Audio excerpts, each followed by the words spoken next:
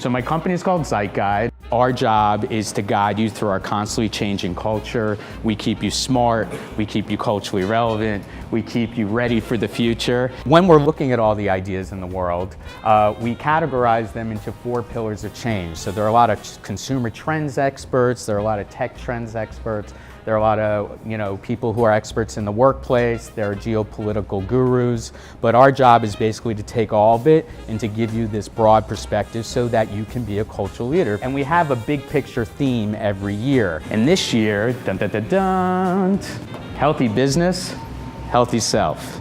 And it's basically a workplace evolution is because the workplace has been evolving. We have ping pong tables and kegs and baristas and co-working spaces, but we're really now embarking in a revolution within the workplace. There's a 17-year high right now of people quitting their jobs. But now employee experience is more important than anything before. 40% of all Fortune 500 companies will not exist. The reason why we call it the digital paradox is because digital was so exciting, and I would say last year was the year that we're seeing that it's really destructive to our lives. In fact, Farouk Manju, a New York Times columnist, said something really poignant, that the technologies we were most excited about 10 years ago are now implicated in just about every catastrophe of today.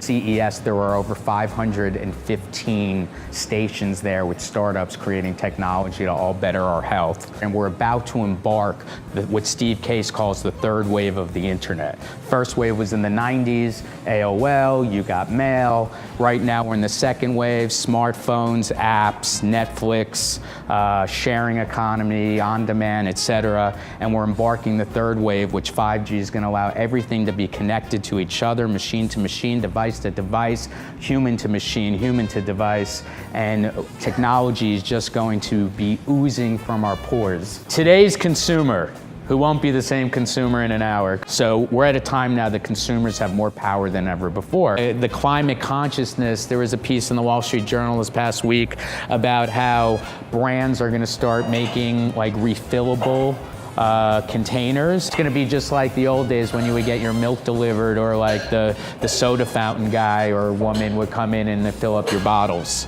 We could talk about all these demographics and these consumer groups forever, but now more than ever, the one great thing about the internet is that we can actually be at a point now where at the end of generalizations, because you can know every consumer by the micro detail.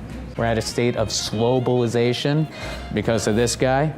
Preventing ourselves from, we can't really be globalized when we're preventing ourselves from interacting with the rest of the world. 75 million jobs are going to be eradicated from the global economy, replaced by 113 million. So if our government isn't going to solve the world problems, 76% of the people that they polled feel that their CEO should be the one who's leading change in the world.